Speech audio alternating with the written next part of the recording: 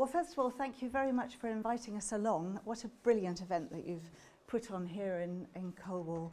I'm from Building Sense, which is an initiative that we started at Herefordshire Green Network about 18 months, 2 years ago, partly because we just know there's such a need to improve our buildings and such a lot of people saying, however do we start, and a shortage actually of builders here to do it.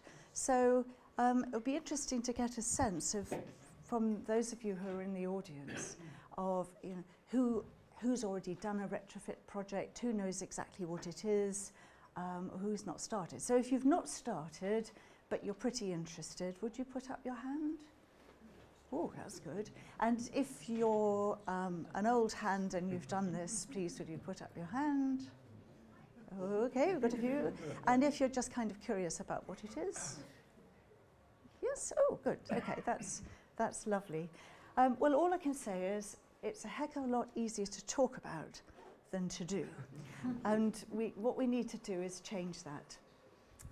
This is the slide where I'm supposed to tell you that we have a section on our website now, and we're currently we've got some funding from Herefordshire Council for this work and some from another scheme that I'll tell you about later, which is Future Ready Homes. And the other thing I want to say before going any further is just to flag up the existence of Keep Herefordshire Warm. So it's delivered across Herefordshire by the 7Y Energy Agency. It's funded by Herefordshire Council. There's people there to help out anybody you might know who is stuck with energy issues, stuck with bills, stuck with needing something doing. And so please just be aware that they're there, and do recommend them to anyone that you're concerned about, or yourself, if you're concerned about yourself. Wouldn't it be lovely if at the start of winter you could just warm up the house and stay warm for the winter? But that's not how it works, because the whole time it's on its way out, and the heat is going out through the surfaces of our walls, surfaces of our windows, our roofs. It's going out through holes, that we have an enormous amount of cracks and holes in our houses. There's heat going out and drafts coming in. And so we just spend our whole time trying to fill it. It's like trying to fill a colander in a way, and that's why we have these bills. And typically the whole of the energy consumption, about 60% of it goes on heating. And of course, that's not during the summer months. So there's this big intensive period for half the year where we're heating. So about 60% of the consumption, that's not the bill, will be going on heating. And about a quarter of it typically on hot water, depending on the size of the household and how much hot water you use. And the rest of it is going on appliances, cooking, that sort of stuff. So obviously, if you can stop it escaping, then you spend less money replacing it. Oh, we've had that one, haven't we? And how much money replacing it? Well, a typical bill apparently at the moment for a 3-bedroom house on heating, gas heating. Do you have gas in Colwall? Yes. Yeah, oh, I live where there is no gas. And that's more or less how it would break down. So if you're thinking, is it worth spending money on stuff? It's actually worth looking at these numbers. If your heating bill is £2,000, then obviously then it's £500 typically going through the roof.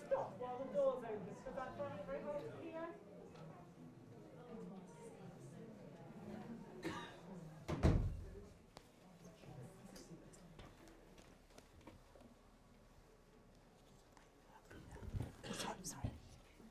There's another seat here. So anyway, that's typically where heat is going from a so-called average house, and of course there's no average house. It's a lot less from a terraced house than a detached house because there's less wall area. A house in an exposed site is going to be losing more house. A house with damp walls is likely to be losing more heat. A house with damp walls is likely to be losing more heat as well. One thing you can do to just get a sense, I mean, I know lots of us will have EPCs, but they're quite rough and ready and they take into account a lot of stuff. But what anybody can do really is calculate the footprint of your house in square meters and then work out how many kilowatt hours from your bills have gone into that. So that's units of electricity, units of gas or whatever, and work out how many kilowatt hours are being used per year per square meter. And in fact, this is a guideline that's starting to be introduced, especially when people are looking at retrofit, because it's more accurate. It's a more accurate way to look at heat in particular. And so the average UK house, as you can see, is 215 kilowatt hours per square metre per year. If we've done retrofit well, it might be 50 kilowatt hours. It might be lower. It would be lower than that in a passive house. But a newly built house, 2015 to 2017, is average about 126. So even the houses we're building now aren't actually quite good enough. And that's something we really need to fix. So retrofit essentially is the term that's used particularly in the UK and Ireland for an energy retrofit and energy renovation. And you can do small measures or you can tackle the entire house at once. Why would you do it? Well, there's a lot of climate reasons, I won't spell them out, but something like 18% of the country's carbon emissions are from homes. I can use this gadget, can't I? It's reducing the need to extract fossil fuels, import them, etc. There's then the comfort benefits, you know, of having a house that's just delightful backdrop to life rather than something that you're fighting with. And health benefits, and cold homes and overheated homes now are starting actually to have big health impacts. I can't remember the statistic I looked up recently, but the NHS is spending, I'll just have to call it an extremely large number, because I can't remember, on the impacts of cold homes, and that's particularly people who've got respiratory issues, etc. Sometimes people with respiratory issues keep one room warm, but then go to another, and that change of temperature can trigger all sorts of things. So it does matter. And there's also the desire to be future-proof and resilient for what comes. Anyhow, it's about people as well as houses. So a good thing to think about is what your reason would be, or is, or was, for doing retrofit for your home. And having if you're thinking of going about it, then just having a sense of what your goals are, what's motivating you, how far you're willing to go, how it will fit into your life, what you can spend, what you're willing to spend. It's an important few steps to take. Anyway, what does it entail? Ooh, well, it's insulation, insulation, insulation, and controlling the movement of air. And that's controlling the movement of air so that there aren't drafts, but there is enough ventilation for the building structure to be healthy, and also for the quality of the air that people are breathing to be healthy. Walls are tend to be quite a long way along the list. If you can insulate your walls, that's great. cavity walls are quite easily insulated, and that gives a pretty good performance, but it's not nearly as good as if you're doing external wall insulation this thick. However, it may be good enough, especially if you're, say, switching to a lower carbon form of heating, such as heat pump. You can insulate walls internally, which I've done or had done twice in different types of buildings, and it needs to be, you really need to know that the builders who are doing it for you are getting it right. Actually, that's the case with most of this, because the detailing matters, and you have to really watch out for there being issues of condensation that could potentially damage the building fabric. Roof. Yep, we all know about loft insulation, and you can also insulate the eaves too.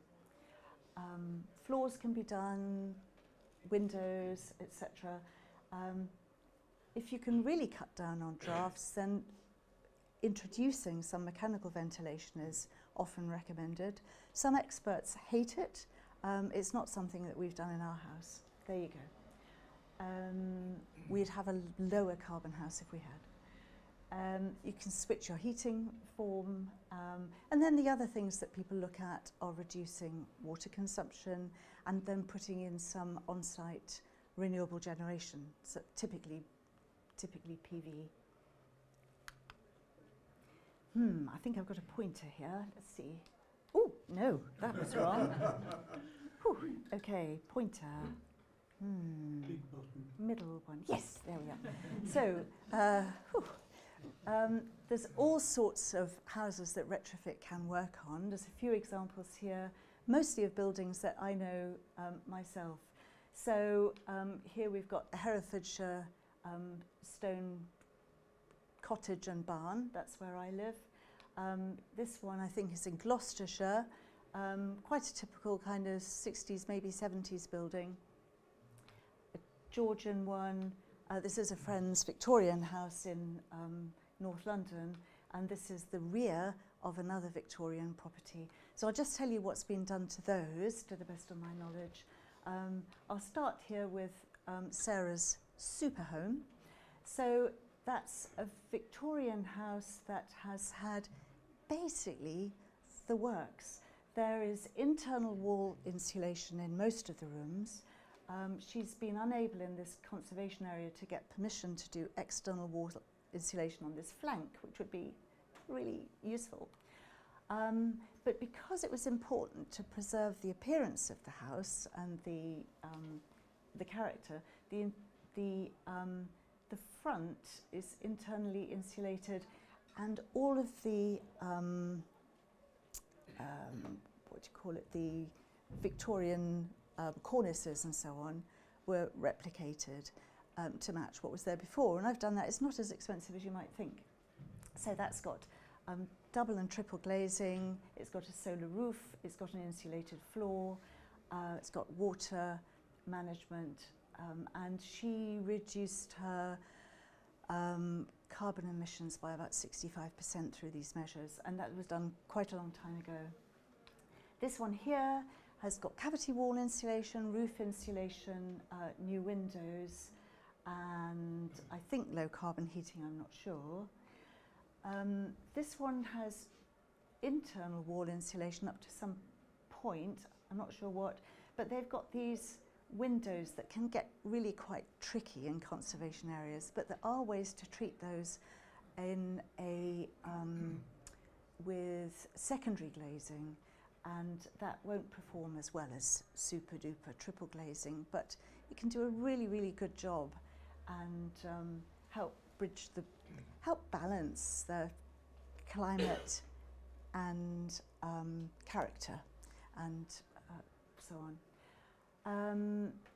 This one here, so it's rubble stone walls. It was very damp when we bought it from a family member 8 years ago, and we've insulated all of the internal walls with lime-based materials and cork, And so the whole thing, it doesn't have a damp proof course, it does have a, we had a digger in the house. It's really, we had a digger in the house. And took out the floor, you don't have to do this, honestly, and put in a system called Glaypore, which is aerated glass. It looks a bit like those polystyrene packing bobbles or Coke, if you know, have used Coke, the black stuff for the fire. It allows the moisture vapour to travel up from underneath the house, but not actually to wick liquid, if you like. It can't make its way up. And so all the materials, just they get moist, they dry, they get moist, they dry. We just have to make sure we're well insulated. That's also got a mixture of double and triple glazing, and the other side of the house has got quite a lot of glass, in fact. Solar PV, and we made the decision to put in a pellets boiler, which seemed like it's still a pretty good decision in terms of carbon. I think now with grid electricity having decarbonised so much more in the last 8 years, we would probably have gone to a heat pump. And when the time comes to switch, we can do that because the heating is low temperature heating. And this one is the rear of a friend's house. And what they did, it's one of those typical terraces with a sticky outy bit at the back. They have done external wall insulation on the whole of that existing part and a new part. And that's got triple glazing, etc., and an insulated floor. And they also did internal wall insulation and put in triple glazing. So that's a really efficient house that just looks exactly like its neighbours to anyone who's passing. So, so I'm not saying that houses, that it shouldn't be visible, but if people are starting to say, hang on, is it going to change the look? It needn't. It can be done very sympathetically. Now, just a reminder, did anybody here visit any of the open homes that we've been running? Yeah, a few. We had, during the whole of October, at weekends, we had about 14 houses that were open through Herefordshire. We will do it again, and it's a really nice way to actually go and see what people have done in practice. Anyway, so point is, it needs to be right for the building, and it needs to be right for you. And I'm not going into lots of the technical detail. That's available from other sources and from other people who are more knowledgeable about it than I am. And quite often you'll find you'll have different advice from different people. But my advice is to think about your own situation and how might doing retrofit works on your house fit into your lives. Connected with the house move, doing an extension. I was talking to a lady earlier who's really interested because they're about to build an extension. It's a great chance if you're already putting stuff in boxes and getting ready for a bit of upheaval to just go a bit further. It might be comings and goings in the family, and these are called trigger points, and often people get to a trigger point in life and they'll say, oh, actually, this might be a good time to do this. A lot of the work, you can go hell for leather, get someone in, do the whole thing at once. But often, if you know what you're doing, it can be done in stages, and that often fits better into people's lifestyles, lives, budgets, etc. So it's important to know about a budget and to work out whether you might be eligible for grants, whether you've got savings, whether you'd extend or get a mortgage. And we're also very lucky to have with us the Moneybox Credit Union, ta-da, outside, who have specific green, very low interest green loans for some of these things. But, you know,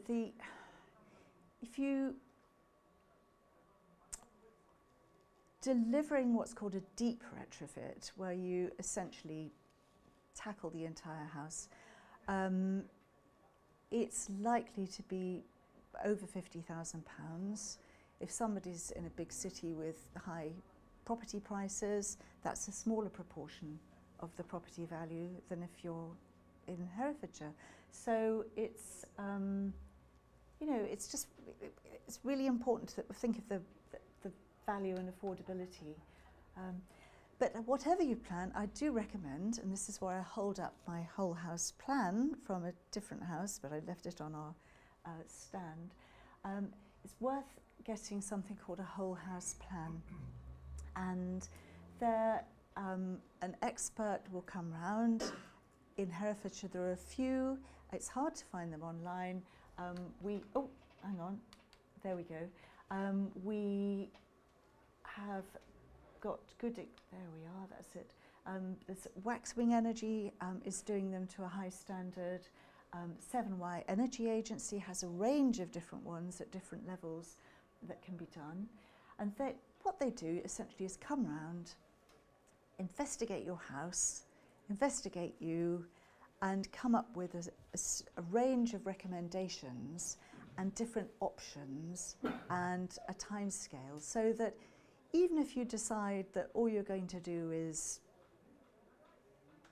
something to the bathroom because you're about to redo the bathroom, so you might decide to insulate before the new tiles go in, so you're not stuck with a cold wall till the end of the life of those tiles.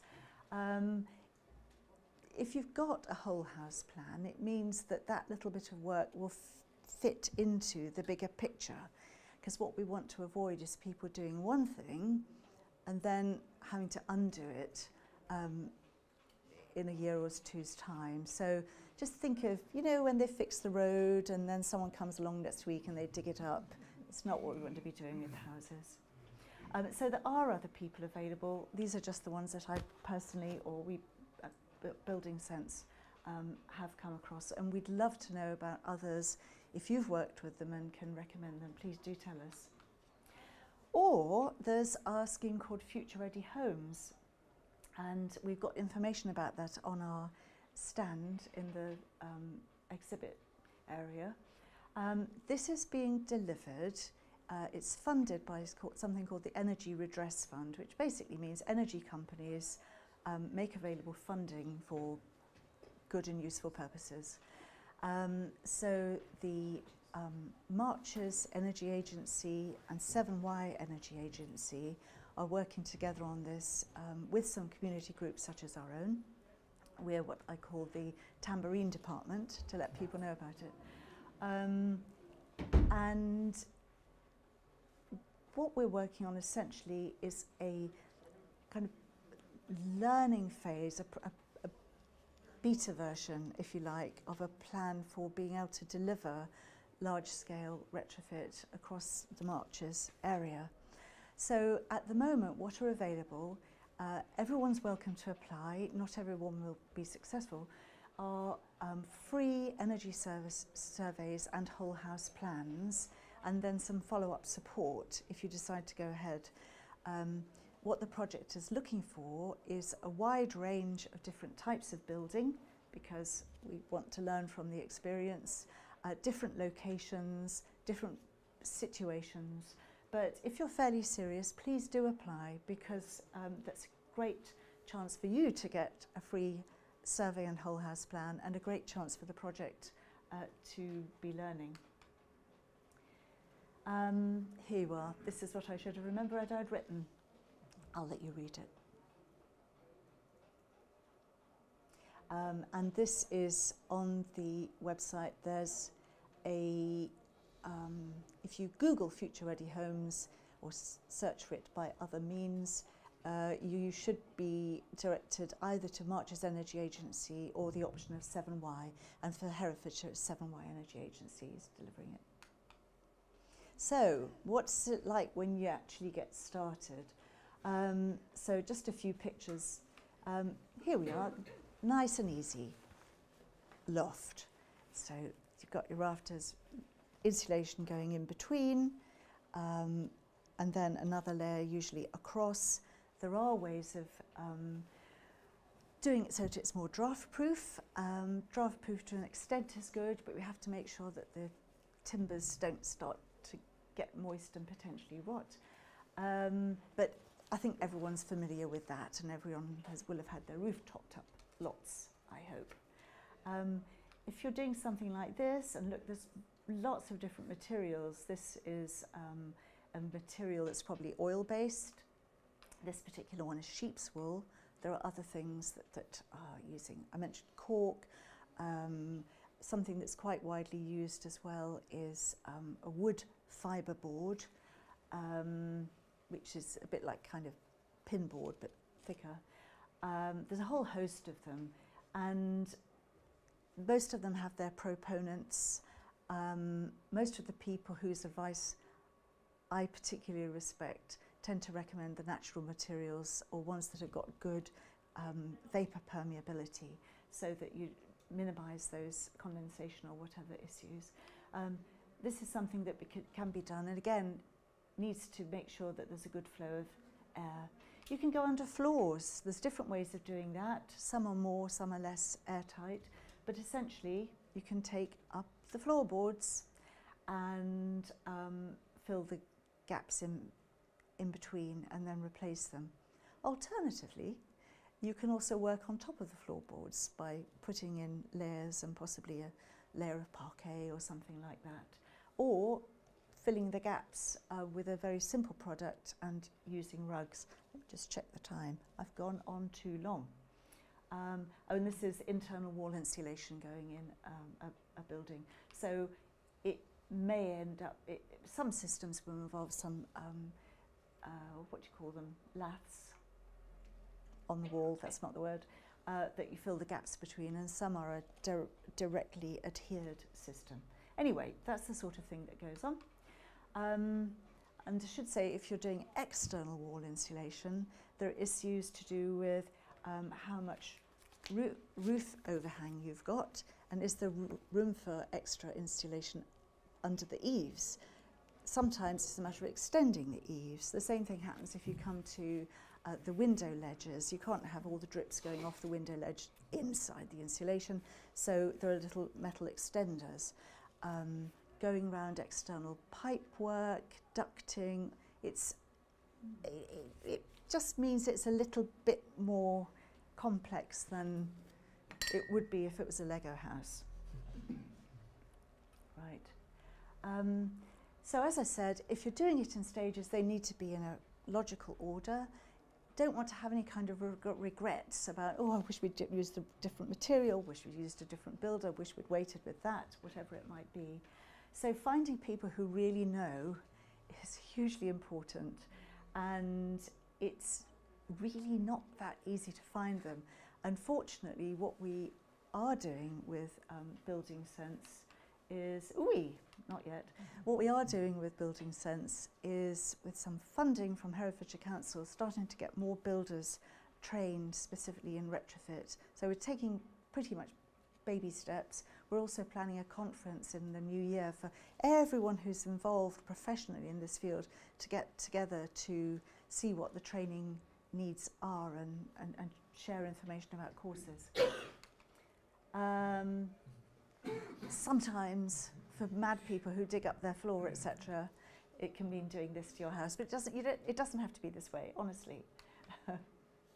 So anyway, I'm about to sum up now. So know your goals, know your aims, what your plans are, have an idea of what budget would work for you, remember sequencing, be selective, don't be so desperate to start that you start with someone who doesn't know what they're doing, because that could lead to regrets, and do get as much professional support in speccing out the job as you possibly can.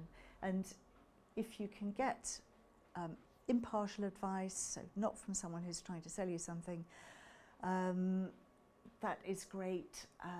And getting good project management, depending on how far you're going with your project, that can save money in the long run, but obviously it's not something you're going to do for a couple of new windows. That's just a presentation of the kinds of routes that and decision making that can be followed. There's my summary, and there's our website and email address if you want to get in touch. Now, thank you.